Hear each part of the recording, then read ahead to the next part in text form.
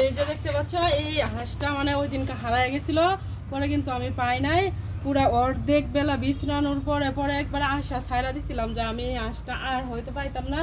আর এই হাঁসটা আমার মানে মানুষে হয়তো আটকে লাইছে, আর নয়তো হয়তো শিয়ালে খায়া লাইছে, হয়তো কুকুরে খায়া লাইছে, হয়তো যে কোনোভাবেই আমি পাইছি না। মানে একবারে পুরা মানে যে এই হাঁসটার মানে স্থান যে জায়গায় সেই জায়গায় অনেকটুকু আমি খুঁজছি, অর্ধেক বেলা পর্যন্ত খুঁজছি। এবার বুঝেন আমি কতটুকু মানে জায়গা খুঁজে আসছি, পুরা এলাকা খুঁজে লাইছি, কিন্তু এই আঁশ কিন্তু আমি আর পাইছি না।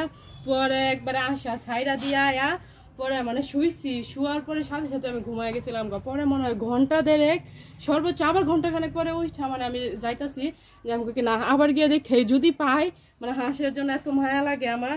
তারপর হলো এই হাঁসটা ঘন্টা দেড়েক পর আইসা দেখি, দেখেন যে জায়গাটায় বসে আসছিল ওই মানে আমাদের যেটা গামলার মধ্যে পানি দিয়ে আর কি গোসল করার জন্য, ওই গামলার পার আইসা দেখি হাঁসটা বসে রয়েছে একদম মানে পানি ভিজা টুপ টুপ টুপ টুপ অবস্থায় বসে রয়েছে। তারপর আমার আপ্তাটা আইসে, তো যে কেউ মনে করেন যে আমার হাঁসের কিন্তু দড়ি বান্ধা ছিল পায়ে, ওর যে কেউ হয়তো আমার হাঁসটা আটকে এলেছে, আটকে এলার কারণে আমি হাঁসটা পাইছিলাম না।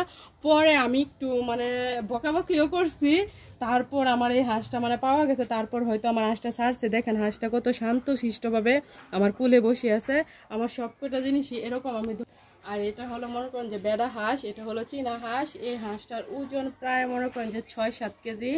আর এই হাঁসটা মনে করেন যে যারা মনে করেন যে বাচ্চা ছিটায় আর হাঁসার প্রয়োজন হয়, সে এই হাঁসের যদি পিট না দেয় তাহলে কিন্তু বাচ্চা ফুটবে না। ডিম পারবে হাঁসে ঠিকই, কিন্তু বাচ্চা ফুটবে না। আর চিরা হাঁস মূলত হলো মানে বাচ্চা ছিটানোর জন্য। তা আমি যেহেতু হাঁস দিয়ে বাচ্চা ছিটাই, সেই জন্য আমার একটা হাঁসার প্রয়োজন।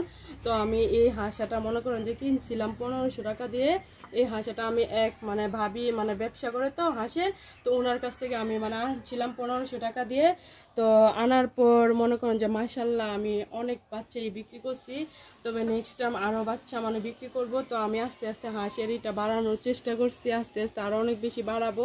তো এই হাঁসগুলো বাজারে 2000 টাকা 2500 টাকাও কিন্তু বিক্রি করা যায় যদি হাঁসগুলি অনেক বড় হয় কিংবা অনেক ওজন হয়। যদি 7 থেকে 8 কেজি ওজন হয় তাহলে কিন্তু 2500-3000 টাকাও বিক্রি করা যায় একটা হাঁসি।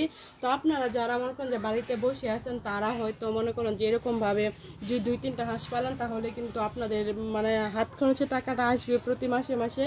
আর মূলত হইলো মনে করেন যে এই হাঁসটা বাড়ি থেকে কিন্তু কোনো জায়গায় জানা। তবে আরেকটা লক্ষণ আছে, এই হাঁসটা যদি কোনো জায়গায় যায় আর যে রূপ করে বসে তাহলে কিন্তু এই জায়গায় যাইবই, যত আটকাই রাখা যাক। তো ওইদিকে দেখেন আমার হাঁসের দলগুলো আসছে, ওই যে দেখেন আমি যে হাঁসগুলো পালতেছি। তো এই হাঁসার বাচ্চাই কিন্তু ওইগুলা, এই হাঁসার বাচ্চাই কিন্তু ওইগুলা। তো ওইদিকে আমার হাসিটাও আসছে, মনে করেন যে যেটার বাচ্চা আমি মানে বড় করতেছি। তো এই হলো মানে হাঁস নিয়ে কথা। তো এখন এই হাঁস নিয়ে আর বেশি কথা বাড়াতে চায় না। আর এই চারিপাশে দেখেন হাঁস মুরগি সবই আছে। তো মুরগিগুলি ডাক দিলে চলে আসবে। আমার হাঁস কয়টা সব কয়টা এই জায়গায় আছে, এই জায়গায় দেখতেছেন বড় বড় 2টা হাঁসই আছে। তো ওই জায়গায় হাঁসা ছোট বাচ্চা বড় ছোট মিলিয়ে সব কিছুই আমার আছে, তো দেখতেই পাচ্ছেন। তো এখন আর বেশি কথা বলতে চাই না, হাঁসটা আমি ছাড়া দিতেছি। তো ধন্যবাদ সবাইকে, আসসালামু আলাইকুম।